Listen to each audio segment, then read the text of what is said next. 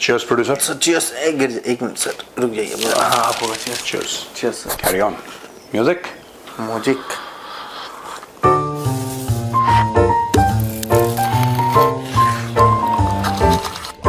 Cheers.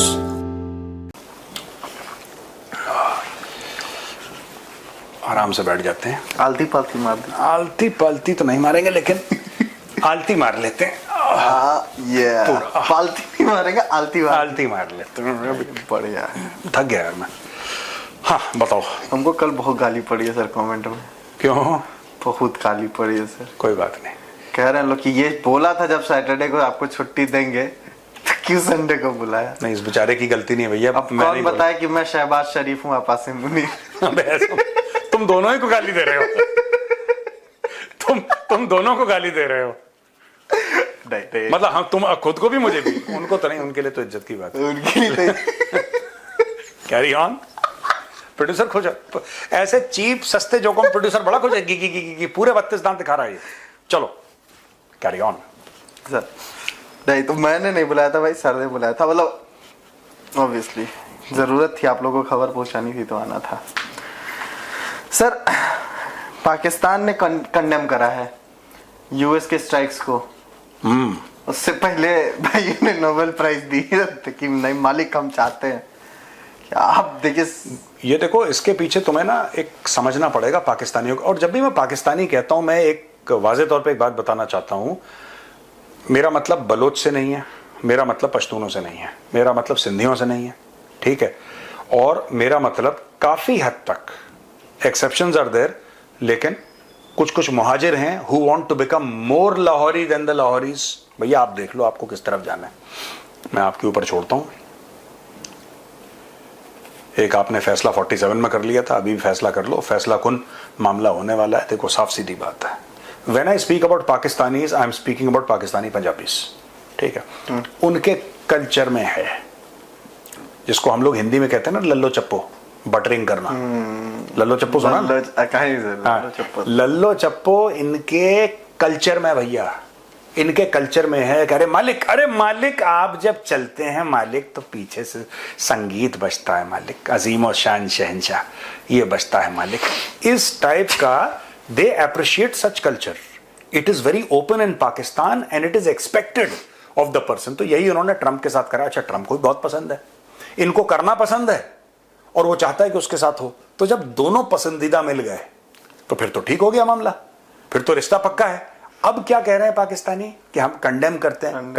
अरे बेवकूफों, एक बात बताओ लाहौरियों, मैं तुमसे एक बात पूछना चाहता हूं, तुम्हें क्यों लगा था कि तुम्हारे आसिम मुनीर को उसने खाने पर बुलाया? तुम में सुरखाब के पर लगे हैं, तुम कोई वैक्सीन या सॉफ्टवेयर बना रहे हो, तुम कोई टेस्ला जैसी गाड़ियां बना रहे हो, तुम क्यों भाई मीर जाफर को अगर कोई खाने पर बुलाएगा तो क्यों बुलाएगा? क्योंकि वो चाहता है कि वो गद्दारी करे। Mir Jafar is known for गद्दारी। मीर जाफर हो सकता है अच्छा पेंटर हो, अच्छा सिंगर हो, वी डोंट नो, हो सकता है कोई टैलेंट उसमें जरूर होगा, लेकिन इतिहास में, तारीख में वो फेमस क्यों है? गद्दारी के लिए। उसने अपने मालिक के साथ गद्दारी करी। तो भैया यही तो हम कह रहे हैं। अच्छा, ये करके इन्होंने किस किस को बिट्रे करा है आपको पता है? पहली बात तो इन्होंने पूरी मुस्लिम उम्मा को बिट्रे करा, क्योंकि उम्मा का गाना गा गा के इन्होंने, जैसे मैंने कल बताया ना, इन्होंने पूरी पाकिस्तानी कौम को ट्रक की लाल बत्ती के पीछे लगा रखा है कि तुम मुसलमान हो, तुम मोमिन हो, तुम फलाना ढिमका। वो बिल्कुल घोड़े पे सवार रहता है, एक समय का खाना खा के, गधे पे एक समय का खाना खा के। तो मुझे पता था तुम ये टोकने वाले, तुम्हारी गंदी आदत है प्रोड्यूसर, लेकिन मैं तुम्हारे पॉइंट नहीं काटूंगा आज, because I am feeling very happy today. तो सुनो, बेसिकली क्या था कि वो अपने गधे पे सवार रहते हैं, प्लास्टिक की तलवार लेके, एर्दुगुल गाजी बने हुए सबके सब, पूरे पाकिस्तानी कौम। उनको बोल दिया कि तुम इस्लाम के पीछे हो, तो वो इस्लाम के पीछे भाग रहे हैं। बाकी ये लोग अपनी डील करते हैं, आसिम मुनीर टाइप के चूरन विक्रेता, ठीक है। अब एक बात बताओ, इन्होंने एक तो पूरे ईरान के साथ धोखा करा, लार्जर मुस्लिम उम्मा के साथ इन्होंने उम्मा को चुम्मा दे दिया, ठीक है। और तीसरी चीज, इन्होंने चीन के साथ धोखा करा। पूछो क्यों, कैसे, पूछो काहे? इसलिए कि चीन का सबसे ज्यादा oil supply straight of Hormuz से आता है। अगर चीन का सप्लाई रुकता है ईरान की वजह से, तो भैया खाना खाने तो तुम ही गए थे, गए थे नहीं गए थे? तुम खाना खाने गए थे, तुमने खाना खाया, तुमने एक हेल्पिंग ली, दूसरी ली, तीसरी ली, फिर तुम खुश हो गए। तुमने आई थिंक थर्ड टाइम इन्होंने ट्रंप को वो करा है नोबेल प्राइज के लिए। बड़ी बड़ी बातें की हैं ट्रम्प को, थर्ड टाइम नहीं, अभी पहली बार ऑफिशियली तो पहली। अच्छा, एर्दोगान को कर चुके हैं एक बार। इससे पहले एक बार एर्दोगान को कर चुके। मुझे कंफ्यूजन था, सॉरी, माफ करना। एर्दोगान को कर चुके हैं, नहीं ट्रंप को भी एक आध बार पहले बोल चुके हैं। ऐसे अनऑफिशियल वो कुछ है, ऑफिशियल इसमें तो पहले हवाबाजी कर चुके हैं पहले। हवाबाजी तो उसमें पाकिस्तानी और पाकिस्तानी, क्योंकि अगर गोरा इनके सर पे हाथ रख के, अगर गोरा पाकिस्तान के सर पे हाथ रख के कह देगा टॉमी टॉमी, तो टॉमी का चेहरा खिल जाएगा, टॉमी अपनी पूंछ हिलाएगा। कर दिया। अब इनको बुरा लग रहा है क्योंकि उसने बम मार दिया। अरे भाई तुमसे तुम क्या पता है? दूसरी लाहौरी क्या बात है, अगर मालिक इनको एक रोटी फेंक दे ना, मालिक इनकी ओर एक रोटी फेंक दे, मैं इनको गुलाम कह रहा हूं, अमेरिका को मालिक कह रहा हूं या चीन को मालिक कह रहा हूं, इनको यह गलतफहमी हो जाती है कि मालिक के साथ इनकी दोस्ती है। यह भी पाकिस्तानियों का बड़ा एक डायनेमिक है, बड़ा तगड़ा। उसने खाने पे क्या बुला लिया, इन्होंने ये सोचा कि नहीं अब तो हमारे रिश्ते ऐसे हो गए कि इंडिया को हम दीवार। अच्छा भैया, तुम कैसे इंडिया को दीवार पे लगाओगे? हमारा रिश्ता अमेरिका के साथ पैसे का है, कैश का। अगर कल भारत F-35 खरीदता, मैं ये नहीं कह रहा भारत खरीद रहा है, मैं एक उदाहरण दे रहा हूं, एग्जांपल दे रहा हूं, हाइपोथेटिकल एकेडमिक एग्जांपल। अगर भारत खरीदता है F-35 तो भारत एक चेक काट के देगा, ये लो $25 अरब, इतनी स्क्वाड्रन्स खरीदनी है, या 20 अरब या 15 अरब, 5 अरब, 2 अरब, जो भी खरीदना है भारत को, भारत वो खरीद लेगा। That's it. You understand? This India will do. ठीक है।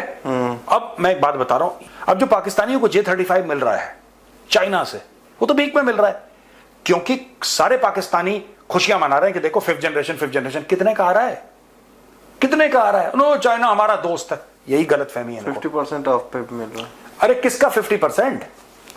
50% 100 रुपए का, 200 रुपए का, 1000 रुपए का, करोड़ का, 10 करोड़ का, 100 करोड़ का, 1000 का, किसका 50% है? वो बेस प्राइस क्या है जिसका परसेंटेज आप निकाल रहे हैं? Nobody knows.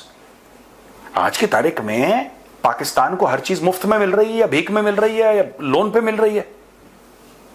अब ये समझ रहे हैं कि चाइना हमारा दोस्त है। वही गलतफहमी इसने करी जब ये पहुंच गया व्हाइट हाउस, और पूरी पाकिस्तानी मीडिया, ये देखो ये है, ये आसिम मुनीर है हमारा, वाह, काट दी जेब तुम्हारी, खुश हो गए बेवकूफों अपनी। और ये ऐसे ही लोग हनी ट्रैप होते हैं।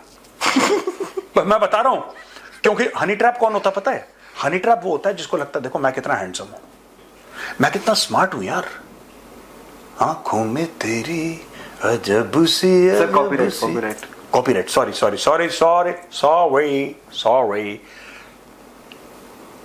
वो आदमी हनी ट्रैप होता है जो अपने आप को स्मार्ट समझता है, जो और होता बेवकूफ है वो, लेकिन अपने आप को हैंडसम समझता है। वो कहता है लड़की तभी देख के मुझे मुस्कुरा रही है क्योंकि मैं इतना हैंडसम। अबे तू गधा है, वो तेरी जेब काट रही है, वैसी जो ट्रंप ने करा है।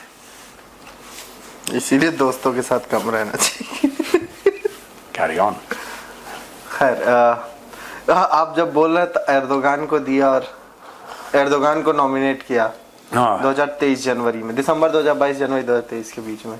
अक्टूबर में एर्दोगान ने, यानी कि टर्की ने टर्किश फोर्सेस के ऊपर वो किया, एयर स्ट्राइक कर दी।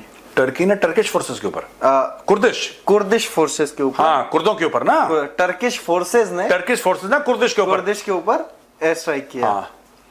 फिर इन्होंने ट्रंप को नॉमिनेट किया, ट्रंप ने ईरान के ऊपर एयर स्ट्राइक कर दिया। पनौती है बहुत बड़ी पनौती भैया, बहुत ज्यादा बड़ी पनौती है। पाकिस्तान वो बैड लक है कि जिसके पीछे, अगर जैसे वो विक्रम वेताल कहानियां सुने हो बचपन में, देखे टीवी सीरियल आता था, देखा ना? तुम बहुत छोटे हो गए उस वक्त। हाँ, बहुत छोटे। तुमने रीरन में देखा होगा प्रोड्यूसर, पता है, क्योंकि हम भी छोटे थे जब शुरू में आई थी। तो you are not even born at that time. पाषाण युग का है ये, पूरा पाषाण। तो बेसिकली क्या है कि ये बेताल है, पाकिस्तान बेताल है, ये पीठ पे बैठ जाता है, बोलता है मुझे कहानी सुनाओ मैं तब जाऊंगा। यही काम कर रहा है। मतलब मुझे इस चीज पे हंसी आती है कि पाकिस्तानियों को इतना कॉन्फिडेंस था that they matter. I want to tell the Pakistanis you don't matter to anybody. तुम्हारी एक मीर जाफर वाली वैल्यू है, गद्दारों वाली वैल्यू है, वही तुम्हारी वैल्यू है, otherwise you don't matter. It does not matter to the world whether Pakistan exists और ceases to exist. You have done nothing positive for the world. ये सब जो वॉर ऑन टेरर का चूरन खिलाते हो अपने गरीब और जाहिल अवाम को, उसके लिए तुमने पैसे लिए अमेरिका से। और अगर मैं गलत कह रहा हूं तो लिखो यहां पे कमेंट्स में, लिखो पाकिस्तानियों, क्या तुमने अमेरिका से पैसे पकड़े थे कि नहीं पकड़े थे? मोटे पैसे, अरबों डॉलर। और ये भी मैं लिखना साथ में कि हाँ साहब, मेजर साहब, हमने पैसे पकड़े थे, और ये भी लिखना कि पैसे गए कहां पे। तुम्हारे बंदे मरवा दिए तुम्हारे जर्नलों ने, और वो पैसे लेके चंपत हो गए बाहर। 80,000 से एक ऊपर नहीं जा रहा है, एक नीचे भी नहीं आ रहा है। सर एक सवाल है सबसे हटके, थोड़ा सा मेरे मन में उठ रहा था, तो मैंने कहा आपसे पूछ ही लेता हूँ शो के दौरान। 2 लाइंस निकल के आ रही हैं। जब इजराइल स्ट्राइक करता है तो वो कहता है हमारे ऑपरेशन का नाम है ऑपरेशन राइजिंग लायन, वो कहता है कि हम रिजीम चेंज की बात कर रहे हैं। हाँ। जब अमेरिका ऑपरेशन मिडनाइट हैमर करता है, उसके बाद जब पीट हेगसेथ वो करता है प्रेस कॉन ब्रीफिंग देता है, तो उसमें वो कहता है कि हम रिजीम चेंज चाहते नहीं है। सर कहीं ऐसा तो नहीं है कि इजराइल चाहता हो रिजीम चेंज हो, क्योंकि शाह के टाइम के उसके रिश्ते अच्छे थे, और मैंने जितना पढ़ा या सुना उस टाइम पे यूएस उस फ्रेम में बेसिकली ईरान जो वाला फ्रेम था जिसमें इजराइल ईरान एक साथ थे, उसमें नहीं था। उससे यूएस को दिक्कत हो, इसलिए यूएस चाहता हो कि ऐसा ना हो, रिजीम चेंज ना हो। यूएस भी चाहता है रिजीम चेंज हो, और यूएस उस फ्रेम में था। ओके। द पेरिफेरी करके एक ग्रुप बना था, पेरिफेरी में तुर्की था, ईरान था, ये नॉन अरब स्टेट्स थे, उसमें इथियोपिया भी था बाय द वे, पर पेरिफेरी में नहीं, मतलब एक पेरिफेरल एक बात बनाई थी। फिर जो ट्राइडेंट इन्होंने बनाया था 3 देशों का एक ग्रुप बनाया था ट्राइडेंट, उसमें इजराइल था, उसमें ईरान था, और उसमें तुर्की था। ये बड़े अच्छे दोस्त थे भाई। और अमेरिका ने ईरान को सबसे पहला उसका न्यूक्लियर रिएक्टर दिया 60s में, 5 मेगावाट बिजली बनाने का। छोटू सा था, सोफे से बड़ा ही होगा, 2-3 सोफा मिला के, जितना भी उस जमाने में होता होगा nuclear reactor, I don't know. लेकिन अच्छा, सोफे वाला जोक है, ठीक है ना, कहीं तुम बोलो साहब सोफे जितना बोल रहा है, नहीं, I am just joking. But पहला जो न्यूक्लियर रिएक्टर दिया था ईरान को, वो अमेरिका ने दिया था, अमेरिका बहादुर ने। तो आज की तारीख में जो आप रेजिम चेंज की बात कर रहे हैं, रेजिम चेंज भैया अमेरिका भी चाहता है। अमेरिका बोल नहीं रहा है, अमेरिका चाहता है। क्यों रेजिम चेंज चाहता है? वही मेरा सवाल। क्योंकि आपने अगर ईरान का न्यूक्लियर खत्म कर दिया और उनकी बैलिस्टिक मिसाइल खत्म कर दी, लेकिन ईरान की नियत तो बैलिस्टिक मिसाइल की नहीं होती, नियत तो न्यूक्लियर बॉम्ब की नहीं होती, नियत तो इंसान की होती है। कोई जो चीज है, चीज की तो नियत नहीं होती ना। सोफे की तो नियत नहीं है। आपकी नियत है कि आपको आराम चाहिए, आप सोफे पे बैठ गए। सोफे की अपने आप में तो कोई नियत नहीं है, ठीक है। आपने अगर मैं चाहता हूं कि यहां पे कोई ना बैठे, तो मुझे कमरा लॉक करना पड़ेगा और सबको बाहर निकालना पड़ेगा, राइट। अमेरिका ने क्या करा कि उसके न्यूक्लियर एसेट्स पे बॉम्ब करा, इजराइल ने बाकी मिलिट्री एसेट्स उसके फोड़ दिए। लेकिन अगर आप इनको तोड़ने के बाद, इनको फोड़ने के बाद, सब कुछ करने के बाद, सब कुछ आपने बर्बाद कर दिया उसका न्यूक्लियर, लेकिन आपने अयातुल्ला और उसके जो जीव जंतु हैं बाकी उसके अंडर, ठीक, हाँ, क्या हुआ? गलत बोल दिया मैंने? नहीं, सही बोला। क्रीचर्स, जीव जंतु ही तो हैं वो, जो भी उसके हैं, फर्स्ट लाइन, सेकंड लाइन, उसके मंत्री संतरी जितने भी हैं, अगर आपने उनको रहने दिया वहां पे, तो 10 साल के बाद फिर खड़ा कर लेंगे वो लोग। माइंडसेट तो चलता रहेगा। माइंडसेट को मारना अगर है, माइंडसेट को खत्म करना है, तो आपको रेजिम चेंज करना पड़ेगा ईरान में, ये बात है। यहाँ पे सर ख्वाजा आसिफ साहब ने एक और कट मैं फिर से करूँगा, नहीं मतलब ख्वाजा आसिफ ने, साहब बोल रहा हूँ उसको पाकिस्तानी साहब नहीं, ख्वाजा आसिफ को साहब बोलना है, उसको पाकिस्तानी साहब नहीं बोलते होंगे। जितना वो पाकिस्तान को डैमेज, मैं कहता हूँ पाकिस्तानियों ने खुला छोड़ रखा, उसके गले का पट्टा खोल दिया, अब वो सबको काट रहा है, पाकिस्तानियों को काट रहा है, वो अपने मालिकों को काट ले रहा है। हाँ, तो उसको साहब ही बोलना है, वो साहब है। अच्छा ठीक है, तो ख्वाजा आसिफ साहब, हाँ, ख्वाजा आसिफ साहब, जनाब ख्वाजा आसिफ साहब, जनाब ख्वाजा आसिफ साहब, वो बहुत जरूरी है उसको साहब बोलना, क्योंकि वो इंडिया का एजेंट लग रहा है मुझे। इंडिया का। हाँ बताओ फिर। उसने एक इंटरव्यू दिया अरब न्यूज को, उसमें भाई ने बोला कि पाकिस्तान में जो सरकार है वो हाइब्रिड मॉडल में चल रही है। अब बताओ साहब बोलना चाहिए कि नहीं बोलना चाहिए? एकदम। अपनी बेइज्जती इतनी कौन करता है यार? कभी कहता है yes we have been doing this dirty work for America for 30 years. Defence minister है वो पाकिस्तान का, अब सोचो। कहता है कि पाकिस्तान का की जो मिलिट्री है वो मेजॉरिटी पावर को एंजॉय करती है।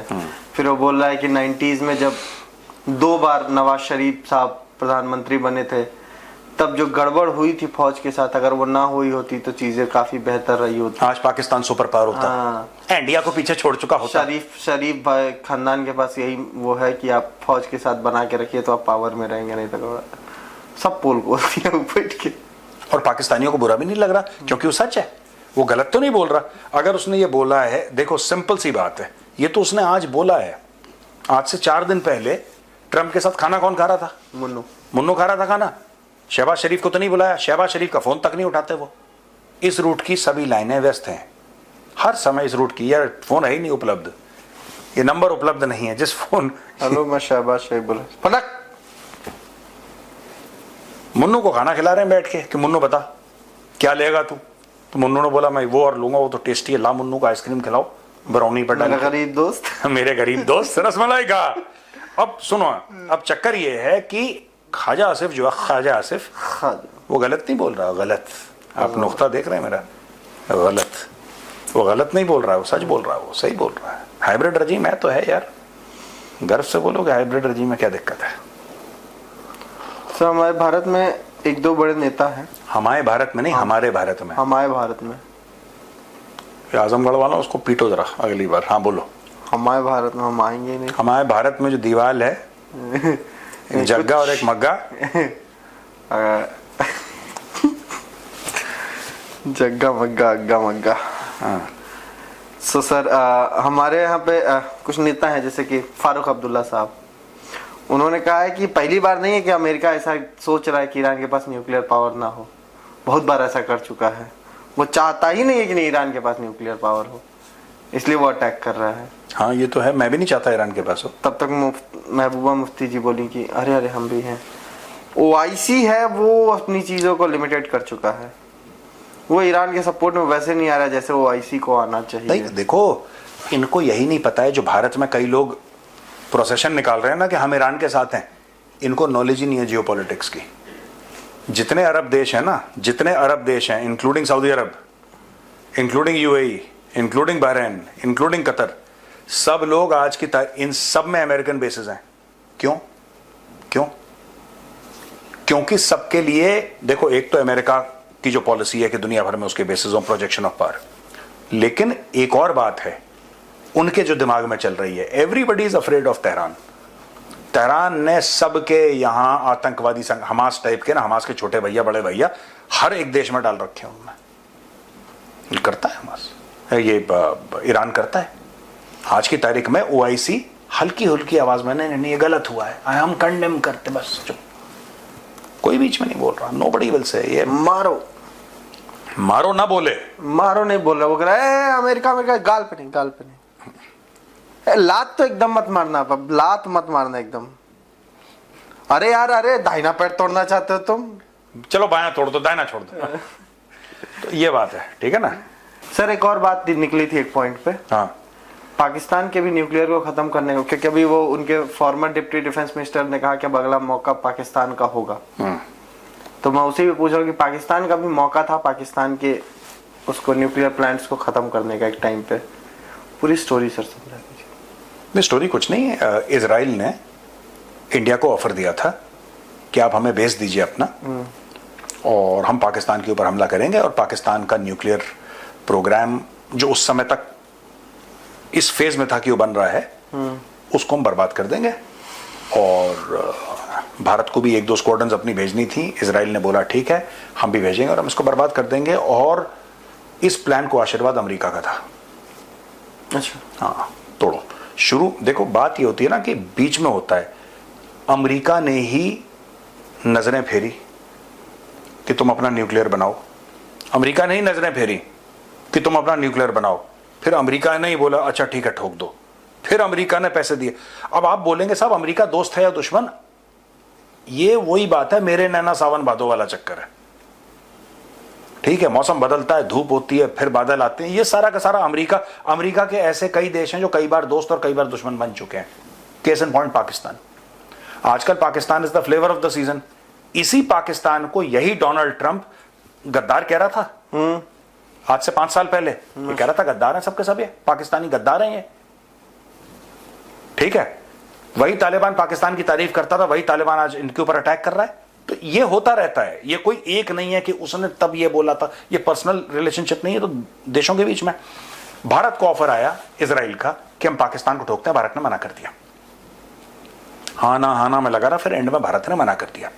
ये भारत ने बोला कि हमारी मिट्टी इस्तेमाल नहीं होगी, चाहे पाकिस्तान हमारा दुश्मन ही क्यों ना हो, क्योंकि तब तक हम पाकिस्तान से 47-48 की जंग लड़ चुके थे, तब तक हम 65 की जंग लड़ चुके थे, 1971 की जंग लड़ चुके थे, और पंजाब में टेररिज्म शुरू हो गया था, Pakistan sponsored Khalistani terrorism in Punjab, हजारों लोग मर चुके थे, ये सब हो गया था। In spite of that India ने बोला कि नहीं, हम नहीं करेंगे, हम अपनी जमीन नहीं देंगे किसी और मुल्क के खिलाफ। ये इंडिया का डिसीजन आ गया।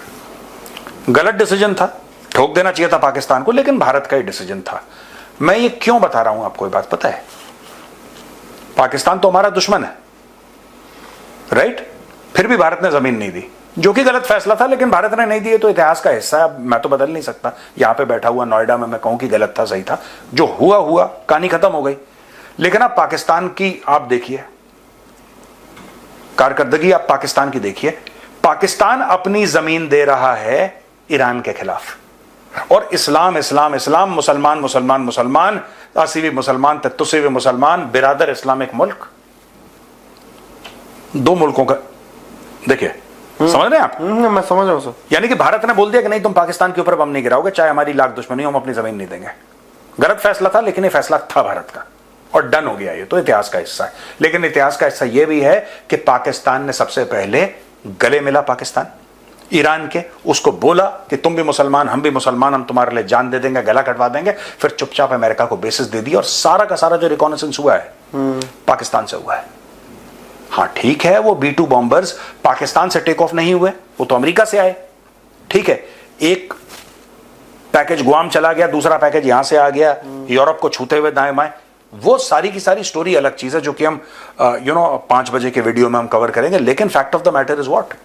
Fact of the matter is this my friend, that Pakistan ने अपनी जमीन दी एक नेबरिंग ब्रदरली, पाकिस्तान के वर्ड यूज कर रहा हूं, नेबरिंग ब्रदरली इस्लामिक कंट्री को मारने के लिए। और ये पहली बार नहीं था। जहां से अमेरिकन ड्रोन्स उड़े, जहां से अमेरिकन फाइटर जेट्स उड़े और अफगानिस्तान में मौत का नाच करा जिन लोगों ने, वो पाकिस्तान से तोड़े थे ड्रोन बेसिस। जब अमेरिकन इन्वॉल्व थे, तो जब अमेरिकन ने पैसा दिया है, पाकिस्तानियों ने यह सर बोला है और मुसलमानों को मरवाया है, और उसके एवज में पैसे लिए हैं। यह पाकिस्तान का इतिहास है। आज की तारीख में पाकिस्तान कहता है, हमने तो इतने अफगानों को बैठ के खाना खिलाया, उनको पाला पोसा, पता नहीं आज हमें अटैक क्यों कर रहे हैं। अब शायद उनके दिमाग में क्लियर हो गया होगा क्यों अटैक कर रहे हैं तुम्हें। वो कभी नहीं होगा, कभी नहीं होगा। चलो ठीक है प्रोड्यूसर, चलें? ठीक है भैया, राम राम। जय श्री राम।